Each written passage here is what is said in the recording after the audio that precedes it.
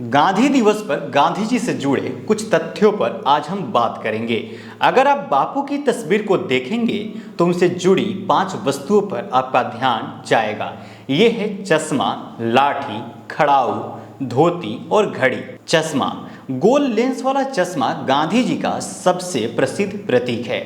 चश्मे के बारे में एक बार गांधी जी ने कहा था कि इस चश्मे ने उन्हें आज़ाद भारत का नजरिया दिया। बापू के विचारों की लोकप्रियता के बाद ये चश्मा उनके चिंतन, बौद्धिकता और सहिष्णुता का चिन्ह समझा जाने लगा। लाठी, गांधी जी को बिहार के मुंगेर के घोरघट गांव से भी एक लाठी भेंट की गई थी।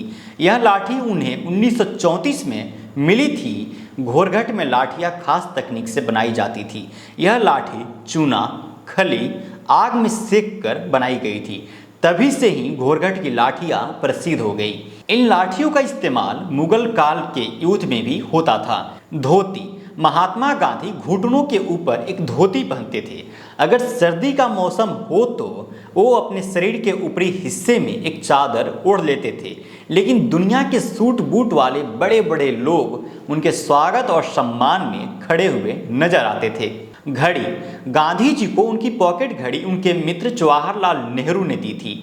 जेनिथ पॉकेट घड़ी घड़ी निर्माण में लंबे समय तक अनुभव रखने वाली कंपनी जेनिथ ने बनाई थी। जेनिथ ने साल 1901 में ही भारत में अपनी बिक्री शुरू कर दी थी। बापू के लिए एक एक सेकेंड कीमती था और उनका 24 घंटों का कार्यक्रम पहले से ही तय होता था। वो प्रत्येक काम को निश्चित समय पर शुरू करते और जितना जिस काम के लिए वक्त तय करते उतना ही समय उसमें देते थे। इसमें उनका साथ उनकी घड़ी देती थी। नोट पर जो गांधी जी की फोटो लगी है वो कहाँ ली गई थी?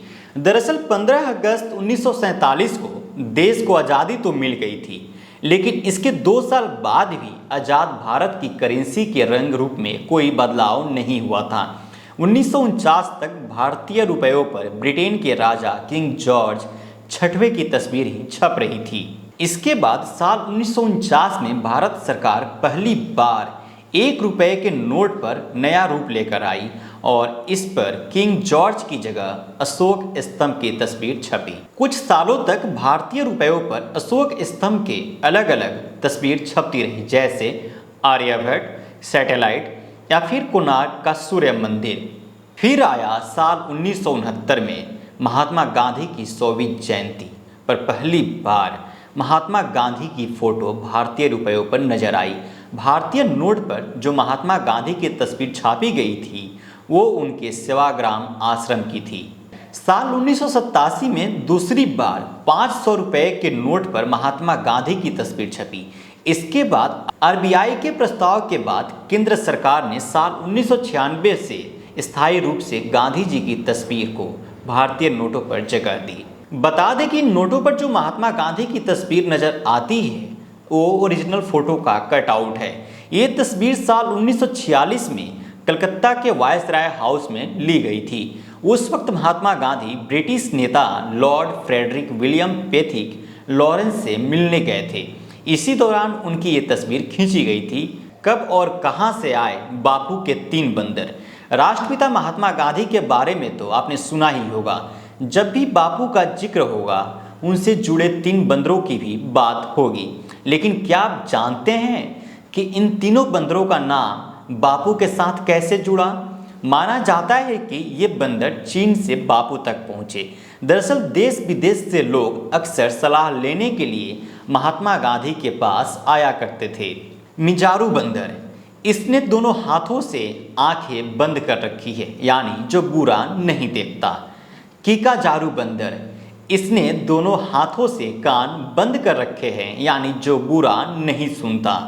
इवा जारू बंदर, इसने दोनों हाथों से मुंह बंद कर रखा है, यानी जो बुरा नहीं कहता। चीन से आए ये बंदर, एक दिन चीन का एक प्रतिनिधि मंडल उनसे मिलने आया। बातचीत के बाद उन लोगों ने गांधी जी को एक भेंट देते हुए कहा कि यह एक बच्चे के खिलौने से बड़े तो नहीं हैं, लेकिन हमारे देश में बहुत ही मशहूर है। गांधी जी ने 3 बंदरों के सेट को देखकर बहुत खुश हुए। उन्होंने इसे अपने पास रख लिया और जिंदगी भर संभाल कर रखा। इस तरह ये 3 बंदर उनके नाम के साथ हमेशा के लिए जुड़ गए। माना जाता है कि ये 3 बंदर बुरा न देखो, बुरा न सुनो, बुरा न बोलो के सिद्धांतों को दर्शाते हैं।